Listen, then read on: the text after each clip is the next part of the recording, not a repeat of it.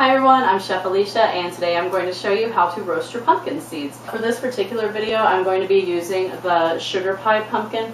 These have pretty delicious seeds inside. You can use your carving pumpkin or whatever kind you happen to have around. As a side note, there are varieties of pumpkins that grow, and this is one of them. This is called a kakai pumpkin, and these actually grow with absolutely no shell, no husk on the seeds, so they're like little green seeds growing inside of here that you don't have all the chewy outside on. It's kind of like just getting the inside of the seeds.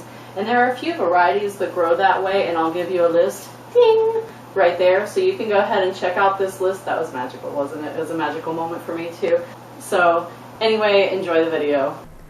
I'm going to start off here by cutting my pumpkin in half, and to do that I just made a cut on each side and tried to get them as lined up as possible, and then just pull it apart with your hands, obviously. After that, scoop out all of the seeds using either a large kitchen knife or an ice cream scoop, whichever one is easier for you. And once I get all of the seeds scraped out, I'm going to put them into a colander and run them under cold running water just to kind of get rid of some of the stringies.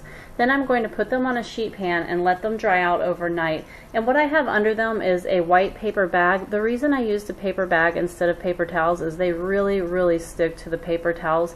They stick a little bit to the paper bag, but you can pretty easily remove them, as you can see. It's important to dry them out overnight because this really cuts down on the roasting time, and it saves a lot of the nutrients that you would lose over a long roasting time. Now that I have them dried out and off of the paper, it is time to add some flavor. So I've added in some powdered ginger. I'm also going to add some salt, some sesame oil, and some sriracha into the bowl. And just give that a nice stir until it's really well coated and looking nice and even. Then I'm going to spread this out onto a sheet pan, and I've sprayed this with some cooking spray so they don't stick. And get a nice kind of flat layer, and then give a squeeze of lime over the top of that to your own taste. So if you like a lot of lime, use a lot, otherwise don't.